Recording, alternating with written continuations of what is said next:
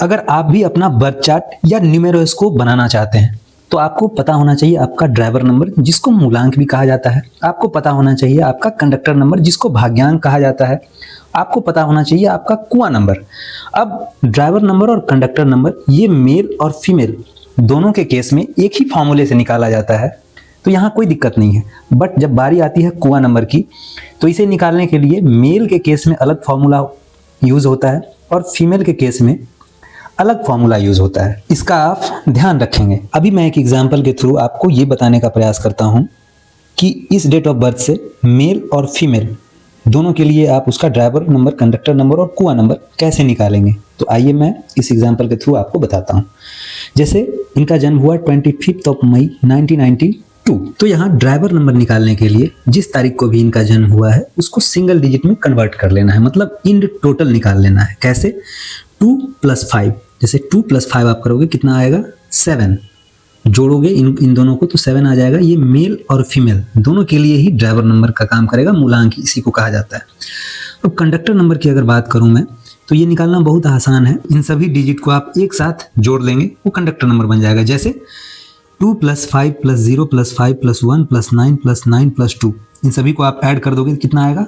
33 को फिर से आप सिंगल डिजिट बना लोगे, 3 + 3 = 6।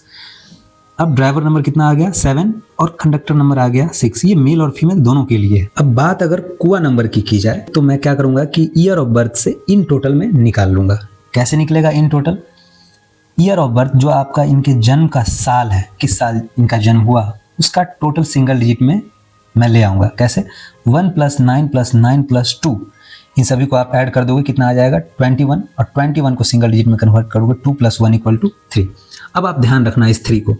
मेल के केस में क्या करना है कि 11 में से इस 3 को क्या करना है? माइनस कर लेना है। कितना आ जाएगा? 8। मेल के केस में, मेल के लिए 8, और फीमेल के केस में 4 में इस 3 को प्लस कर देना है। कितना आ जाएगा? 7। इसका मतलब क्या हुआ कि पुरुष के लिए ड्राइवर नंबर 7 हो जाएगा, कंडक्टर नंबर 6 हो जाएगा, और कुआं नंबर कितना हो जाएगा? 8।